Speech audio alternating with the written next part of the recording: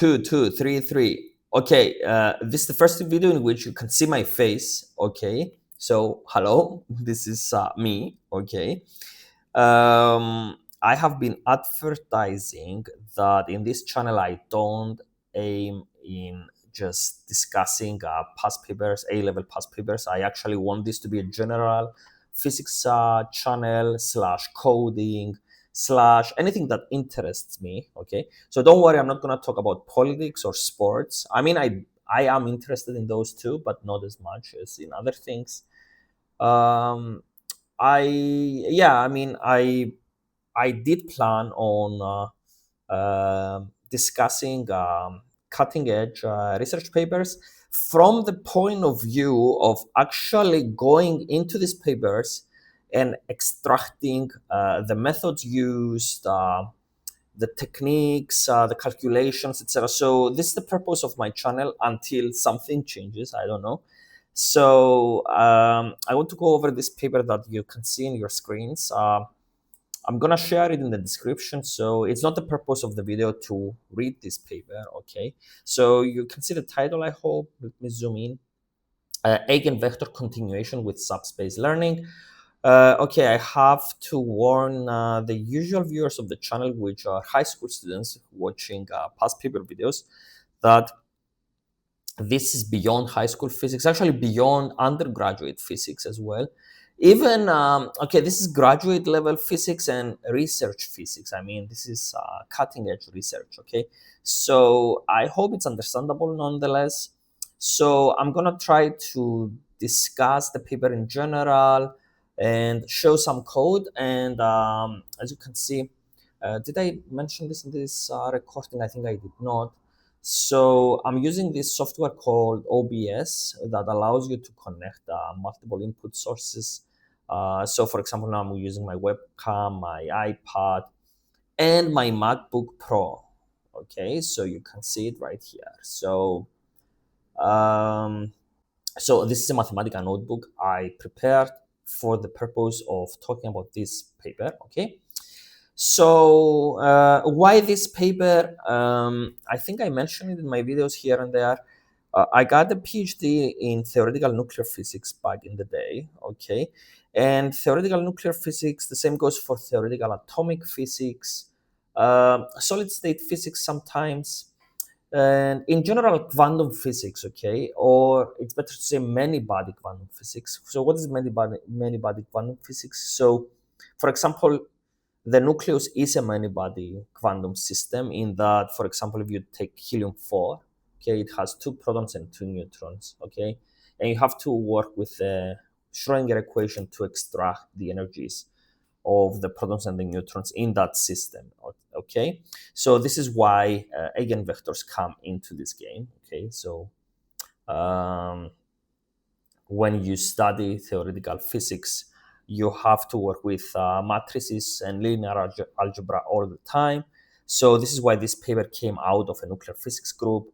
Okay, from the authors of the paper, I know I met once. I don't know if you will remember me. I met Dean Lee. Okay, he's a professor at Michigan State University, and Michigan State University appears here. I mean, you can read it in the author list, and also North Carolina, excuse me, State University is mentioned,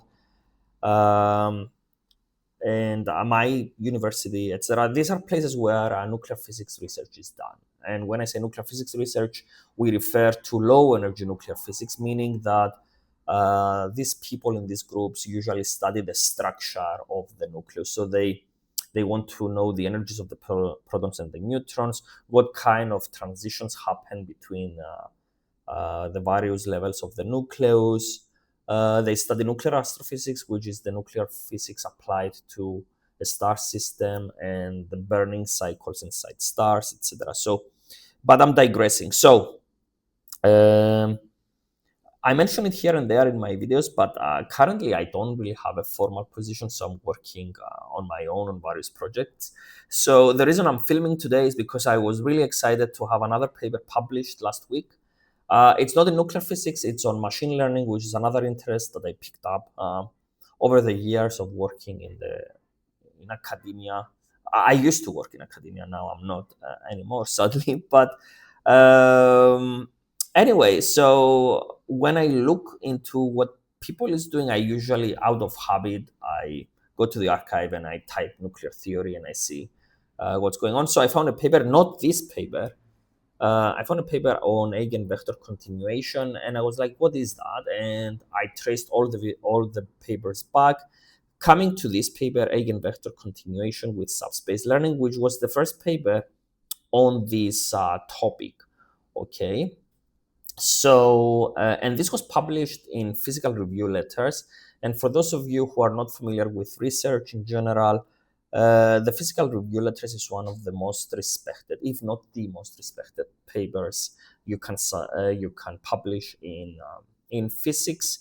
And it's called letters because the idea is that you prepare a short letter, so you can see. I mean, I'm gonna flip over the pages so you see that's the first page, the second, third, fourth, and that's it. Okay, usually papers are longer, maybe 10 pages, sometimes 20, 30, something like that in physics. Okay, so the idea is that a letter, a physical review letter, communicates a very important research result that you came up with, so that people will have the result and start working with it fast, and then you can submit in another journal. Maybe Physical Review C is specializing in nuclear physics, so maybe you can submit a longer paper explaining your new method there at a later time.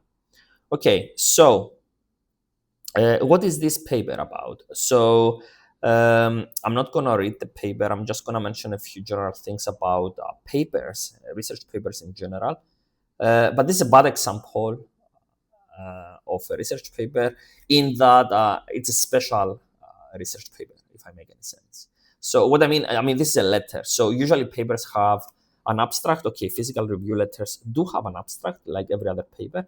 But then usually research papers have an introduction that goes here, intro, and then somewhere in here they will have a methods section describing the method that they are using. Then maybe somewhere further down the line they will have a results section where they discuss the results that they found, applying the methods that they discuss in the methods section. And then in the end, they will have something like a conclusion part, etc. But a Physical Review Letter does not have any of this. It's just one. I mean, you can see that there are no paragraphs, no titles, etc. So it's one continuous text that it does have an introductory part. I mean, the first few paragraphs, I guess. So up to here. Okay. I mean, I know this from experience. Young people who might be watching this, young researchers who might be watching this video, don't get intimidated. You eventually get to understand how these things work. So why are these first three paragraphs the introduction? Because they discuss, they try to motivate the paper. We address the problem. I mean, I'm reading through the paper. So we address the problem of finding the extremal eigenvalues and eigenvectors of a Hamiltonian matrix that is too large to store in computer memory. Okay, so that paragraph motivates the paper. Then in the second paragraph, they discuss what's in the mathematical literature. So that's still part of the introduction. And then in the third paragraph, they say in the following, we demonstrate that when a control parameter in the Hamiltonian matrix is varied smoothly, the extremal eigenvectors do not explore the large dimensionality of the linear space. So this closing paragraph of the introductory part sort of creates a map of what's going to be discussed in the rest of the paper. Excuse me. So yeah, I mean, the rest of the paper is, here they discuss the methods, I guess, and results, etc. So anyway, as I said, this is a special kind of paper, so the usual ideas don't apply, but it still has a structure. Okay, so anyway, I have been talking way too long without showing you what's in this paper, okay, in my own words. Okay, so I prepared some notes. Okay, you can see them.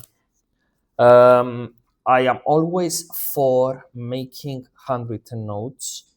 I found this to be the most effective way of learning anything you want to learn. So even if you open a textbook and you start writing what's in the textbook, just by doing that, gradually you kind of learn. So I don't know why this happens. I'm pretty sure there is research explaining it. I think it goes back to our primal nature. Using your hands kind of teaches you things. So try to write notes when you work with papers, I guess. And another thing I wanted to mention is that nowadays, okay, I didn't finish my PhD in the Stone Age. I mean, it was kind of recent, but it wasn't recent enough to have. The elephant in the room nowadays is AI. Okay, so if you download this paper from the archive, this is the actual paper from Physical Review Letters because it's open, but usually it's not going to be open, so you will have to go to the archive and found some version of this paper if the authors submitted the paper in the archive. Okay, I'm gonna have the links to all the things that I'm saying in the description. The archive is a place where most researchers in physics submit their manuscripts usually right after they submit them for review. Okay, for peer review. Okay, so they do that, so they are open, and colleagues can go there and tell them their opinion on the paper they submitted, etc. Okay, so it's kind of like an unofficial way of submitting a paper, if that makes sense. um, so but I was talking about AI, so you can go find the paper, feed it into your favorite AI uh, chatbot, whatever, and ask it to give you something like a summary, maybe, or maybe you can ask it to find similar work, etc. So it really helps. I think it really helps, not in explaining exactly what's going on in a paper, but definitely it helps with pointing you in the right direction of how to work with this paper. So let me start writing my notes. So I'm going to write the title again. So the title of the paper is Eigenvector Continuation with Subspace Learning. Okay. And in this first video, if there is an interest in this kind of videos, I will make more. Okay. But in this first video, I'm just going to talk about the basics. Okay, so we will talk about PRL, so Physical Review Letter paper from 2018, introducing the concept of eigenvector continuation. And we will see what this is in a moment. Eigenvector continuation. Okay, oops. Let me try again. Okay, eigenvector continuation. Okay, I will try to make this so the video will be self-contained as much as possible, but uh, if you have, I'm gonna list the requirements. So, but if you have an understanding of linear algebra, and Mathematica for now, it will be wonderful, okay, for understanding what I'm talking about.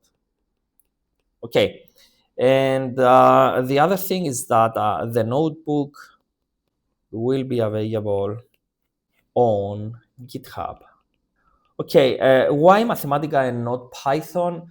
It would make more sense to have to make this first notebook explaining the method in Python, but old habits die hard. So back when I started my PhD, Again, it was not in the Stone Age, but it was close to that. Okay, the only kind of tool, maybe computer language. It's not a computer language, but no, it is a computer language. The only software I was comfortable with was Mathematica. Okay, so Mathematica uses their own language called the Wolfram language. It's not open source. I will try to see if there are ways to run a notebook without having Mathematica.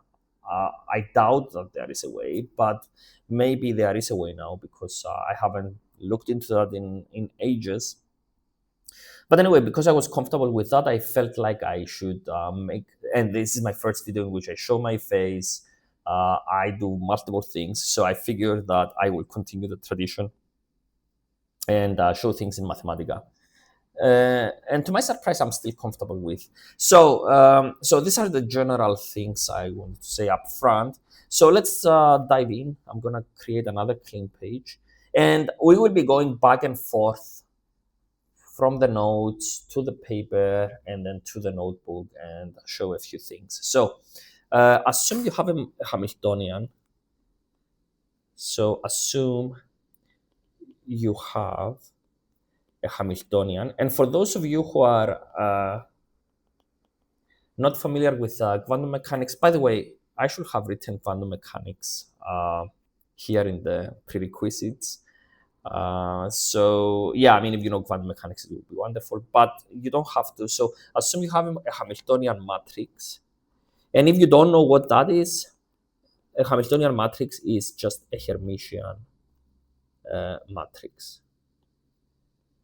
Hermitian matrix, which means that the matrix element Hij is the same as Hji star. Okay, so these matrices have real eigenvalues. Okay, so assume you have this Hamiltonian matrix. Again, it's just a matrix. Okay, so Hamiltonian matrices appear in many body quantum mechanics because you're dealing with many particles, and those particles can occupy many states. So you usually end up with matrices that can be, okay, in quantum physics, I'm going to write it here, actually, many body quantum physics. In many body quantum mechanics, you often end up with matrices of dimensions up to 10 to the 12, even more. Okay, so these are huge matrices.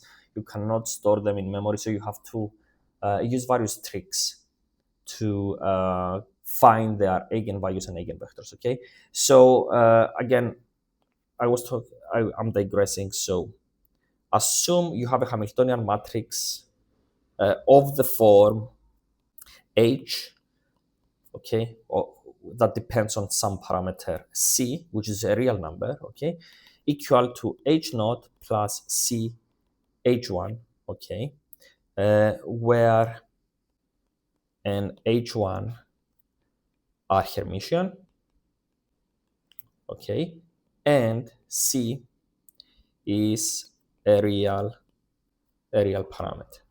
Okay, now for whatever reason, you might be interested in finding the eigenvectors and eigenvalues, maybe the lowest eigenvalue and eigenvector of this matrix for a range of C values. Okay, so maybe C goes from, I don't know, from -3 to 3 in steps of 0.1. Okay, so imagine having to diagonalize this matrix that has huge dimensions, maybe 1,000,000 by 1,000,000, and then you have to do the same thing for all these various C's. Okay, so that's going to be computationally expensive.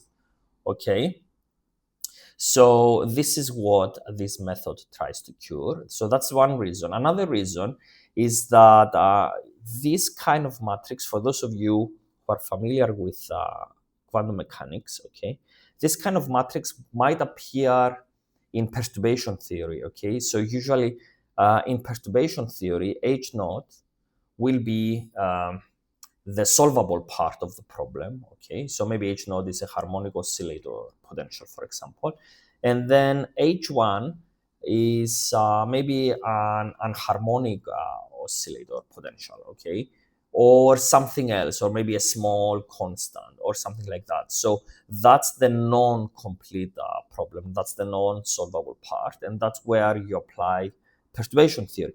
But maybe in perturbation theory, theory does not converge for some values of C, so you're in trouble, okay? Because you might be interested in what the eigenvalues and eigenvectors of this Hamiltonian matrix are for a value of C in which perturbation theory doesn't work, okay?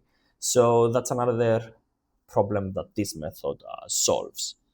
Okay, so I hope this makes sense. Okay, again, this is my first attempt in doing this, so don't roast me. Okay, roast me, but not too much. Okay, so let's move on. So the other thing is that since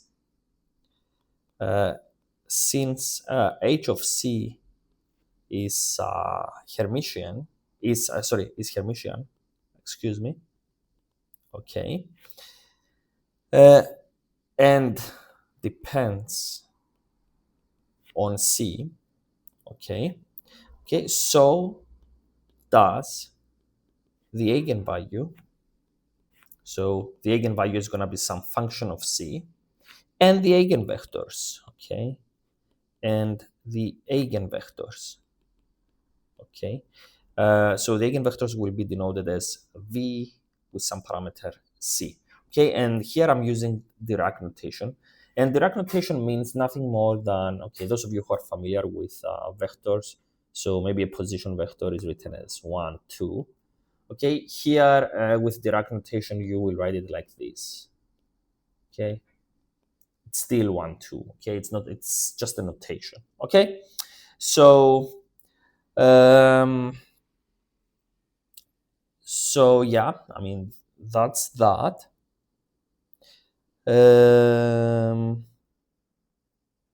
So what does this method do? Okay, what is eigenvalue continuation?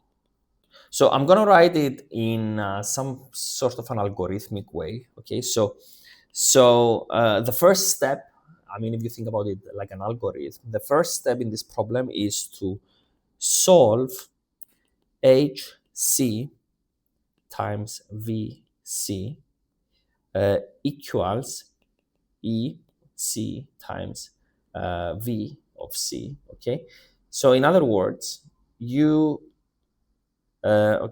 solve the big problem for a handful of C values. Okay, say C1. Oops. Say C1, C2, and up to some Cn, okay, with n smaller than or equal to the dimension of H, okay? So, for example, if your Hamiltonian matrix is a million by a million, then you might choose 4 values of C, okay? And when I say 4 values of C, I'm talking about this C over here. Remember, it's a real number. So maybe you choose -3, 1, and then 4. Okay, so just 3 numbers. And you find, so therefore, so step 2, so you find the eigenvalues and the eigenvectors using some method of your choice. So you find those eigenvalues and eigenvectors for your choice of C values. Okay, now use the eigenvectors VC1, VC2. Okay, so your calculated eigenvectors. Okay, so use those V of Cn. So use those to project H of C into a smaller n by n space. Okay, so now you have a new, let's call it h prime of c, okay, that is much more manageable, okay, and you can solve the smaller problem, okay, for any value of c of choice, okay. So you save time. I hope you're still there and you're watching this. I'm pretty sure it doesn't make any sense, or maybe it does. So what I'm trying to say is that, okay, let's demonstrate this with, no, let's go to the notebook, okay? So let's go to the notebook. I think this is a good time. Let me see what I have here in my notes. By the way, did I show you my notes? So yeah, these are the notes I prepared. This is the paper, okay? So I have many things written here. It's a mess. This is one of my many flaws. Sometimes I'm all over the place, but usually I arrive at the result I want. It might take time, but I do. So, okay. Let me think.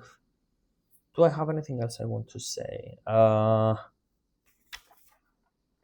Okay, let's demonstrate it, and then I will mention something more. So let's go to the notebook.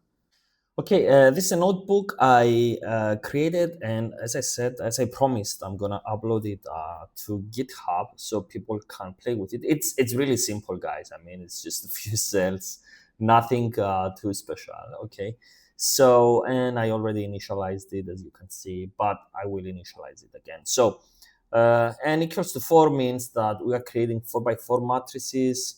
Here is the H naught, which we make into a Hermitian matrix. Okay, so that's the way to make any matrix Hermitian. Okay, and then we do the same with H1, and then we create this HC, which depends on that parameter C. So let's inspect H naught to make sure that, to make sure that it's Hermitian. So this slash slash and then table 4 makes takes a table and converts it into, okay, it takes a set of vectors and converts it into a table. So what I'm saying is that if I output H naught, okay, you can see that it's a list of the same values essentially, okay? But if you create that, if you call that command, it prints, it just pretty prints the matrix, okay? So it is Hermitian, as you can see. So this element is the same as this one is the same as this one, and so on and so forth. You can also try matrix form, if I remember my Mathematica correctly. Yes, okay, so it makes it into a matrix. Okay, let's do H1. Okay, HC will print something weird probably. Let me see, H, let's do double C. No, it doesn't, okay. It just adds the two, as you can see. So CC is a parameter. So if we put 3, it prints this table for us. So let's do table form again. So you see that this is a Hermitian matrix that depends on the parameter C. So if we enter 1, it's going to be a different matrix. If we enter 0, it's going to be a different matrix, and so on. Okay, so this part, you can study it. I'm not going to go too much into this. So this is another problem I have with this channel. I tried in the past to show code. I don't know how to do that effectively. Okay, I mean, I've watched other people doing coding tutorials and typing, I don't know, command by command. It's really boring and I don't like it. So I decided I'm going to be showing the final code and you can play with it, okay? So this function right here calculates the exact ground state for C by C. Sorry, for a value of C of choice. Okay, so let's demonstrate this. Let's do 0. Okay, fine. So what do we see here? We see, as you can see, we are choosing right there. We are choosing the lowest eigenvector, okay? Because if I call, let's call eigensystem, I'm pretty sure I lost you by now. I hope I didn't. So h of 0, let me show you something. Okay, so, and let's do matrix form. Will it show? Yeah, okay. So this is the eigenvalue, okay, which is also printed here, okay? So this function here grabs the lowest eigenvalue. You can see that that's the lowest eigenvalue because all the others are higher than that, okay? And this is the eigenvector that corresponds to that ground state, okay? So this function right there spits out the lowest eigenvalue and the lowest and the corresponding eigenvector to that eigenvalue, okay? Now, here we are plotting the exact energies. Wait, what did I do? So exact energies is a list of the exact ground state for many values of C, okay, and the values of C are shown here, okay. So what we see here in the x-axis is the value of C for between -3 and 3, and that's the exact eigenvalues, okay. So nothing special, just plain linear algebra, okay? And now here comes the method, okay? And in the method, we choose 3 values of C, -2, 0, and 2, okay? And we take the vectors, okay? The eigenvectors for those, the lowest the eigenvectors that correspond to the lowest eigenvalue, okay? So we take those vectors and we build the basis. I'm going to talk about that later, and we're going to talk about the N matrix later. And let's initialize these functions, and let's initialize this as well. So this function right here builds the Hamiltonian matrix in the reduced basis, okay? So shall we demonstrate? Let's see. So let's do eigenvalue. So, okay, EC means eigenvalue continuation, ground, and let's do for 0, okay? So minus 1.59 932, okay? And let's try the exact. So what was the name of the function again? Exact ground, okay? So, I mean, you can see it right there. It's minus 1.59. So this value was calculated with the exact Hamiltonian, whereas this one was calculated in the reduced Hamiltonian. Okay, the reduced Hamiltonian is 3 by 3 because we choose 3 values of C. We can actually test this. Let's test this with 40. It will be more interesting, okay? So now this matrix is going to be 40 by 40. You see, it's crazy, okay? So let's see. So the ground state now is minus 4.26. Okay, fine. Okay. And these are the new eigenvalues for the new 40 by 40 system. Okay, now we choose 3 eigenvalues. Let's see if the method will work. So I don't know if it's going to work, okay? So I'm testing this for the first time. So minus 4.26, okay? Whereas the exact is also minus 4.26. So it's crazy. So with just 3 values of C, how accurate is this though? Wow, it's okay, really close. So what we just did is approximating the ground state eigenvalue of a 40 by 40 matrix by diagonalizing a 3 by 3 matrix, okay? And this function right here actually plots the difference. So let's see.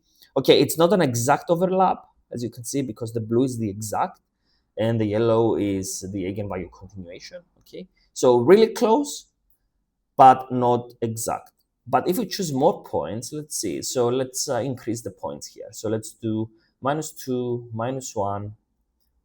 So we are sampling more C values, in other words. Okay, so let's do that.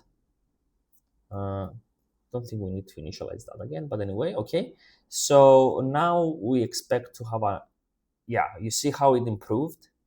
And if we choose a few more, so let's do minus 0.5, and then 0.5, okay?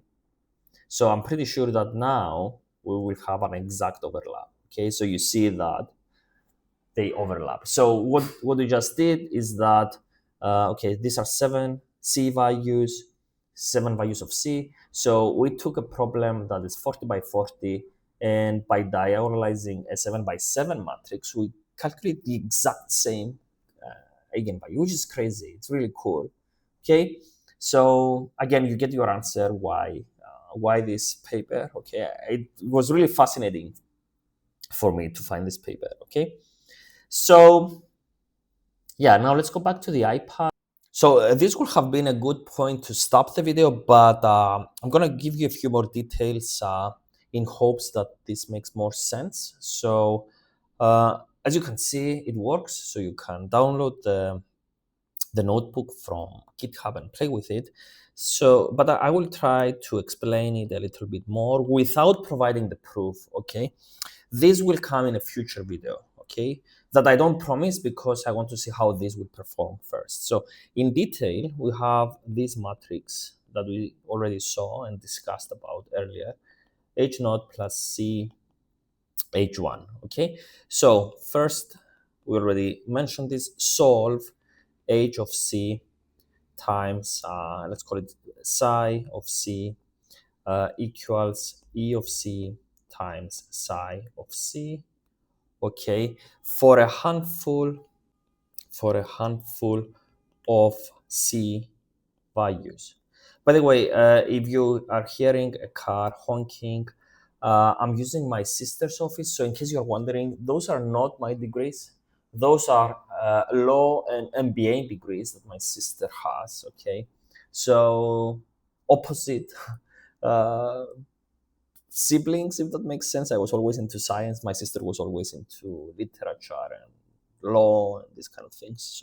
So those are not my degrees. And this here office. So, and next to the office is the street. Okay. So anyway, so we have to solve, pretty much find the eigenvalues and eigenvectors of the matrix. Okay. So this is what we discussed here. So we have to find the exact eigenvalues. Okay, so this is one of the, I guess, the bottlenecks of the method, that you actually do have to diagonalize the large matrix, at least for a handful of C values, okay? So you have to find the eigenvalues and eigenvectors for the full system for a handful of C values.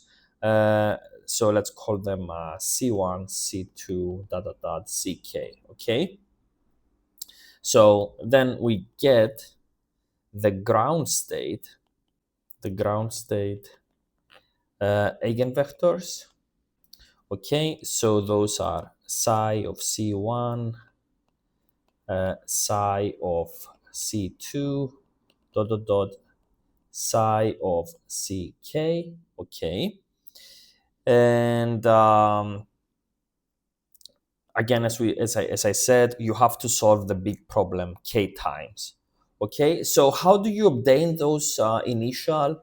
So to obtain, this is something that is not clear to me because I haven't worked through all the paper yet. I did work through, okay, one of the examples they have, let's go back to the paper a little bit, by the way. So this is the paper. Okay, this is the introduction. Sorry, this is the first page. Let's go here. So in the paper, they actually, let me erase this. So they actually produce this graph figure, okay? So that corresponds to solving, so they solve the Hamiltonian for the Bose-Hubbard model in 3 dimensions, okay? So I got really interested in that because it took me way back when I was working with creation, annihilation operators, etc. So Again, if people are interested in this, I'm gonna show that in a future video, okay? So basically what they did was to build a Hamiltonian matrix, and I did it too for a simpler system. Again, I will save that for the future, okay? So what am I trying to say? So they solved that problem. They used that example to demonstrate the method. And actually, the Bose-Hubbard model is traditionally solved with perturbation theory, and they show here, okay, this is a future video. They show how the perturbation theory actually fails for some values, but the eigenvalue continuation method does not fail. Actually, let's zoom in to see where it fails. Again, this makes no sense right now because I need to show you the details, but okay, these are the exact energies, as you can see, with red. Okay, they mention it here. And then they do perturbation theory. So perturbation theory order 1, 2, 3, 4, 5, all the way to 6. And you see that perturbation theory fails in this region, okay?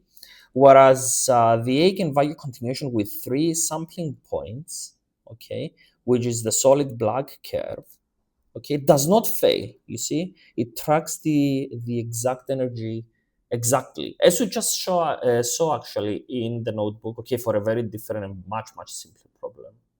But see how exact it is, okay? So I was really impressed with this method. So I'm not gonna lie. And okay, let's go back to the paper. So, and they show the sampling points with the diamond. So these are the 3 sampling points. So by solving the big problem for those 3 C's, values of C, okay, they obtain all the spectrum exactly. Okay, that's crazy. But the question I have is, how do you obtain the initial vectors? So to obtain those 3 eigenvalues and corresponding eigenvectors, you have to solve the large Hamiltonian matrix, which comes to a few thousand by a few thousand. So I'm assuming they used the Langshaw's method. Save these names for future videos. So the Langshaw's method is a numerical method that allows you to calculate the eigenvalues and the lowest actually eigenvalue and eigenvector of large sparse matrices. Sparse means has a lot of zeros in general. Okay, so I am assuming they use that to calculate the initial vectors, and then they use those initial vectors to project down the San Hamiltonian and obtain the eigenvalues for the rest of the values. So I hope all this makes sense. So they do this for the Bose-Hubbard model, and then they also do it. Where is it? They do it for neutron matter. Okay, I think these are the results. Yeah. So these are the results for neutron matter. So what is neutron matter? That's matter found in neutron stars. That's currently beyond my understanding for now. I mean, because I haven't seen these things in a while, so I have to think about it and sit with it. But I do have results for the Hubbard model. So if anybody's interested, I'm gonna do a video. So anyway, so let's go back to the notes. Okay, where are the notes? So I was right here. So to obtain the initial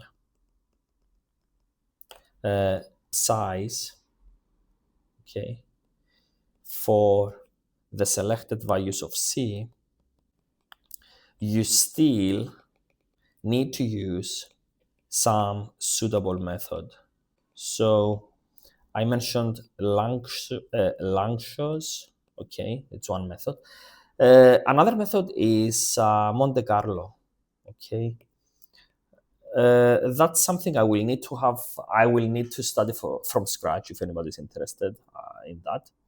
But okay, more content for the channel in the future could be me discussing how I don't know. During my PhD studies, I was very stressed and very narrow-minded at times. So the interest in these things came later, if that makes sense. So I don't know why that happened. Maybe I was a little bit immature. I don't know. I shouldn't be saying these things in camera, but nobody watches these videos anyways.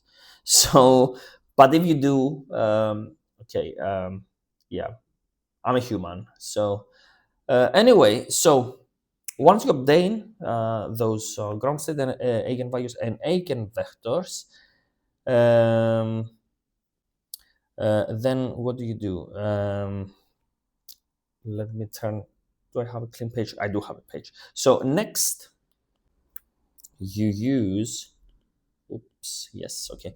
You use the size of CI that you calculated to project H into the k-dimensional space. Okay, and you have to build two matrices. Okay, the first one. The first one is Nij. Okay, which is this inner product. Okay, for ij that goes from 1 to k. Okay, so you do this because the eigenvalues, the eigenvectors that you calculated might not be orthonormal. Okay, so you have to account for that.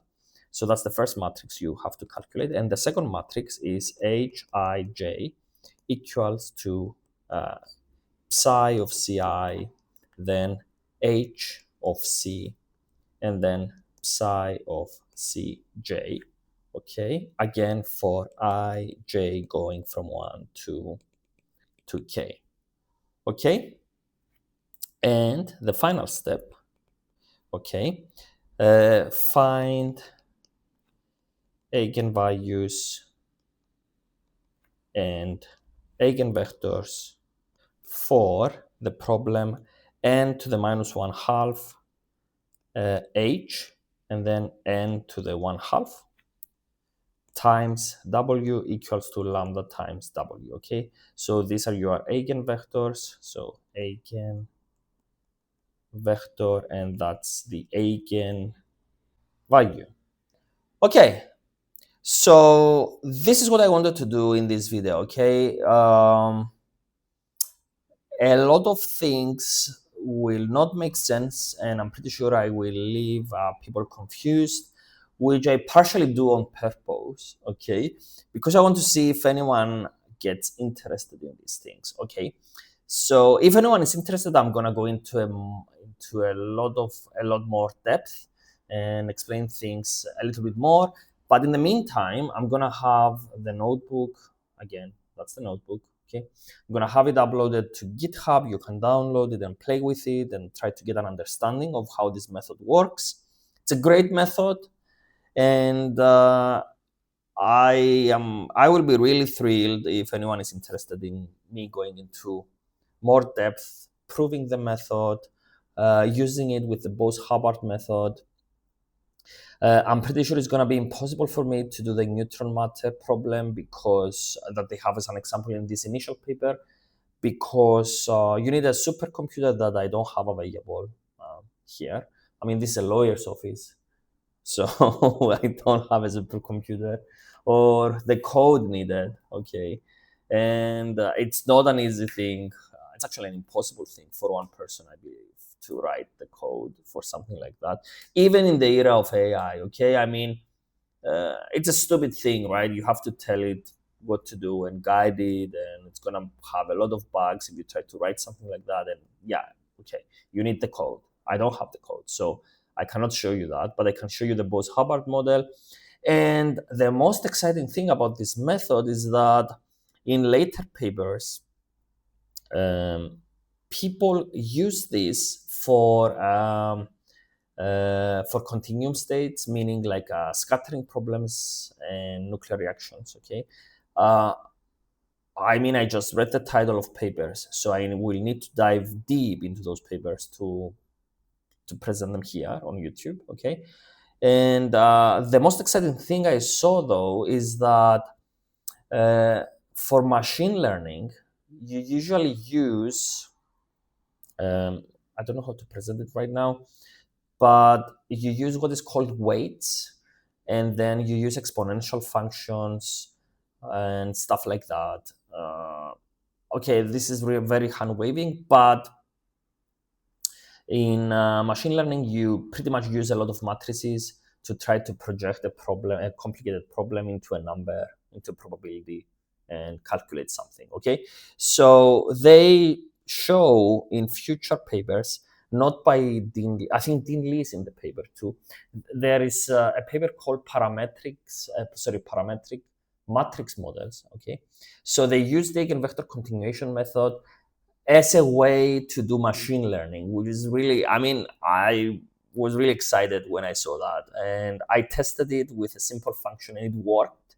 So I'm really excited to go deeper into this. So, and also another thing that, I mean, if people are interested in actual physics research or research in general, I'm willing to also make videos about past research that I've done in machine learning. And maybe the most recent paper that I mentioned in passing in this video. So yeah, I mean, let me know what your thoughts about this format.